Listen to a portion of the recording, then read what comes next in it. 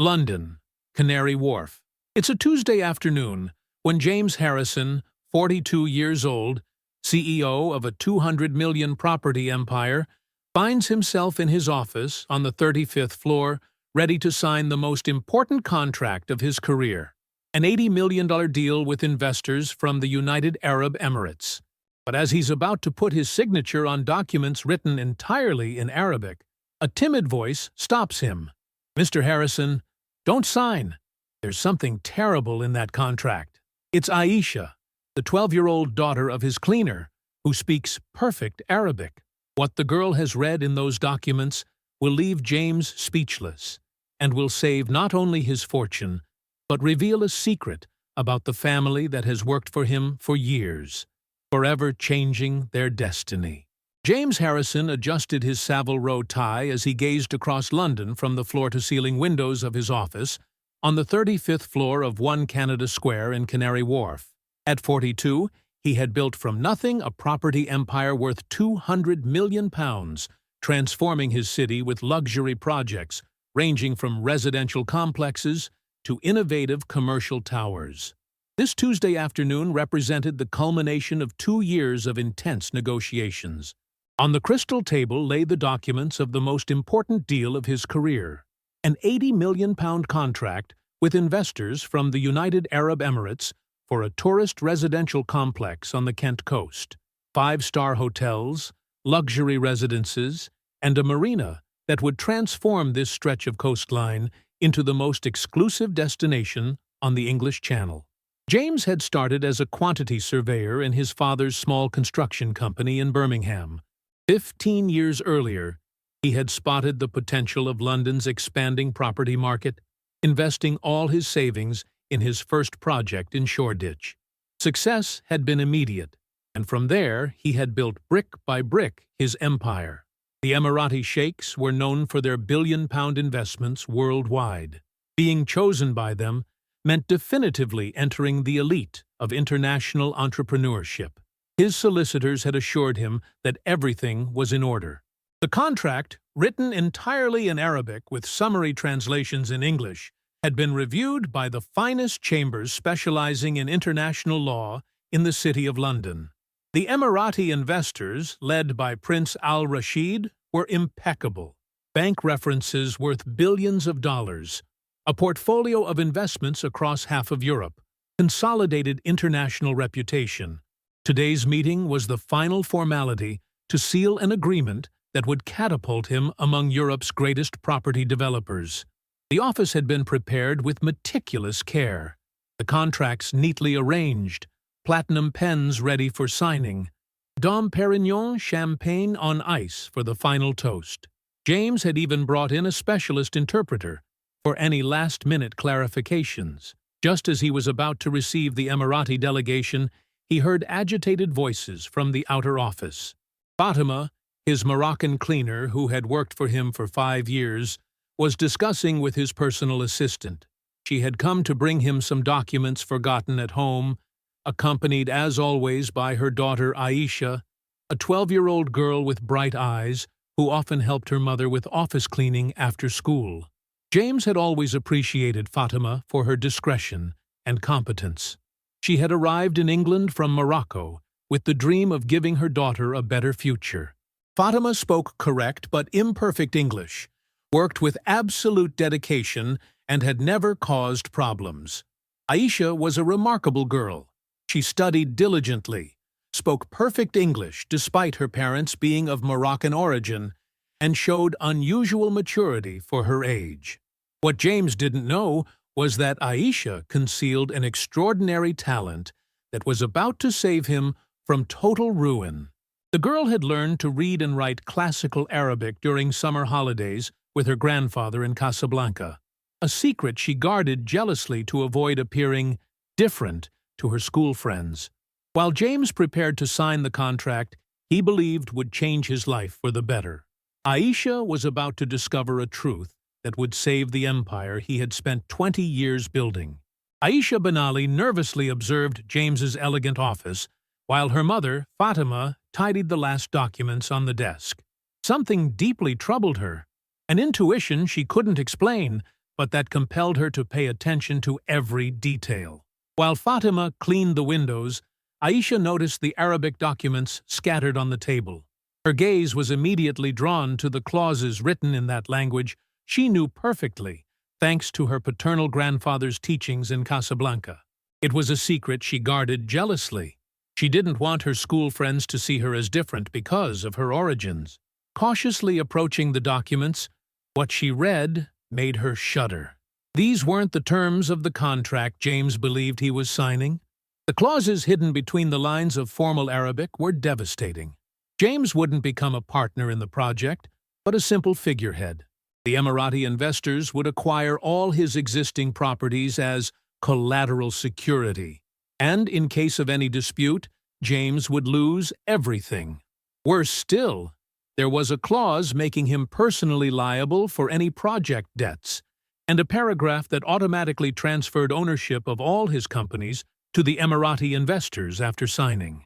It wasn't a partnership agreement, but a perfectly orchestrated trap to legally seize James's entire property empire. Aisha felt her heart racing. She had to warn James, but how could she do so without revealing she could read Arabic? And above all, who would believe a 12-year-old girl against the opinion of experienced solicitors? She looked at her mother, who continued working unaware of everything, then at the documents that represented the ruin of the man who had given work and dignity to their family. James had always been kind to them, paid a fair wage punctually, and at Christmas always gave Aisha something special. At that moment, she heard the voices of men approaching the office. James was returning with the Emirati delegation for the final signing. Aisha knew she had only seconds to decide whether to intervene or not. She looked once more at the documents, double-checking she had understood correctly.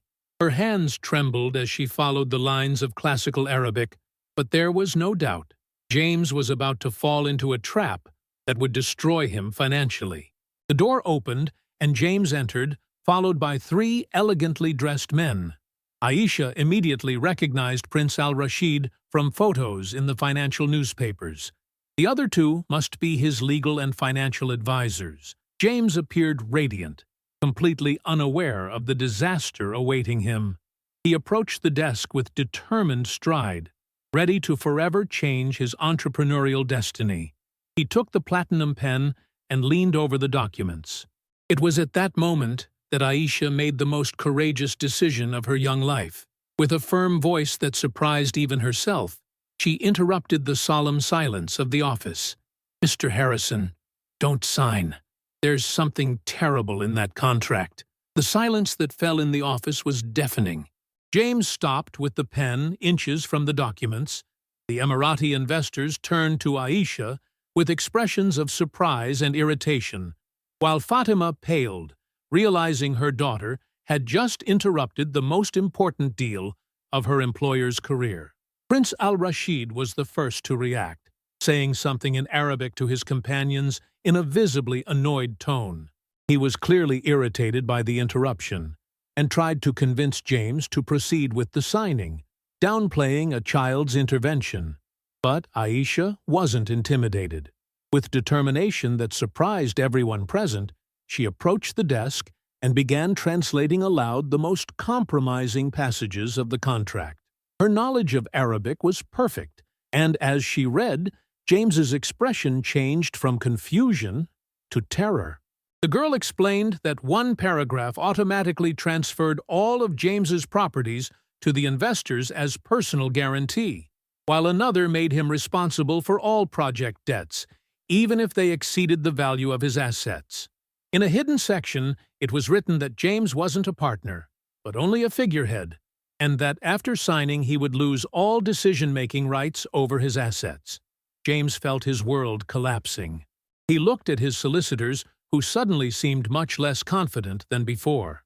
One of them began nervously leafing through the documents, trying to verify the translations they had provided. It was then that the picture became clear. The solicitors who had advised him were accomplices in the fraud. The English translations were deliberately vague and misleading, hiding the true clauses of the Arabic contract. A perfect trap had been orchestrated to legally appropriate his property empire. Prince al-Rashid, realizing the plan had been discovered, attempted one last bluff. He began speaking aggressively and loudly, accusing Aisha of lying and trying to pressure James to sign immediately. But Aisha also translated these words, revealing that the prince had ordered his men to threaten James so he would sign quickly, before he truly understood what was written in the contract. At that point, Fatima, too, who had followed the scene with growing apprehension, realized what was happening. Her daughter had just saved James from a colossal fraud, though risking compromising their future. James put down the pen, rose from the desk, and looked Prince al-Rashid straight in the eyes.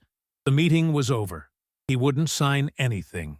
The Emirati's reaction was immediate and furious. They began speaking agitatedly among themselves in Arabic, not knowing that Aisha understood every word. They were discussing how to salvage the operation, what legal pressures they could exert, other ways to seize James's assets. Aisha also translated these conversations, revealing the entire scope of the conspiracy. Enjoying the story? Give it a little like, and don't forget to subscribe. Now then, let's carry on. It wasn't just financial fraud, but a coordinated operation involving corrupt solicitors, falsified documents, and pressure on multiple fronts. When the supposed investors left the office with veiled threats, James found himself face to face with Aisha, the 12-year-old girl who had just saved his business life. James looked at Aisha with completely new eyes. This girl, whom he had always simply considered the cleaner's daughter, had just demonstrated extraordinary intelligence and courage. She not only spoke perfect Arabic, but had also had the clarity to recognize a complex fraud that had deceived him and his expensive solicitors. Aisha explained about her grandfather in Casablanca, the summer studies, the passion for languages she cultivated in secret. She also told him she spoke fluent French and had begun studying Chinese autodidactically, dreaming of one day becoming an interpreter at the United Nations. James was astounded. He had under his own roof a young language prodigy and had never noticed. But what impressed him even more was Aisha's courage. She knew that intervening could cost her mother her job, yet she had chosen to do the right thing. Fatima, meanwhile, nervously awaited her employer's reaction. She feared that Aisha's interference would be seen as an unacceptable violation of roles, and that this could lead to their dismissal. The Benali family had already lived through difficult times before coming to James, and losing this job would have been devastating. But James surprised her completely. Instead of getting angry, he began asking questions about Aisha, about her studies, about her dreams. He discovered that the girl was always top of her class, despite having to help her mother with afternoon work, that she voraciously read any book she could find, that she dreamed of continuing her studies to university. Fatima explained that she didn't want to bother him with personal problems, that her job was to work discreetly without involving the employer in her private life. Moreover, she feared that if James had known how brilliant Aisha was, he might feel obliged to do something to help her, and she didn't want to seem like she was taking advantage of his generosity. James remained silent for several minutes, looking alternately at mother and daughter. Then he made a decision that surprised everyone, himself included. He announced that from that moment, Aisha would become his part-time linguistic consultant, with her own salary, while Fatima's salary would be tripled. Moreover, he would privately pay for the best language teachers for Aisha and all her university studies when the time came.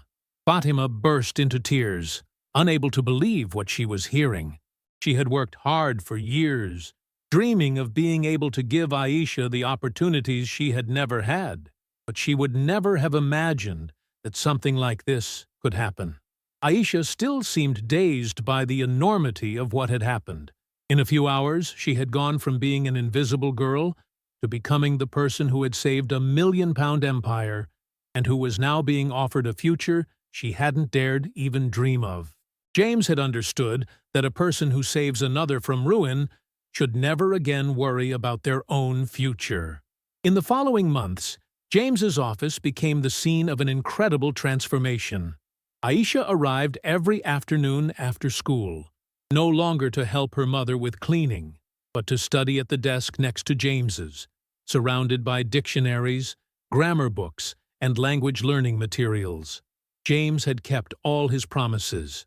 He had hired the best private teachers in London for Aisha, a Chinese professor from Imperial College, a former French diplomat to perfect her French, and even a Russian expert to add a fifth language to the girl's repertoire.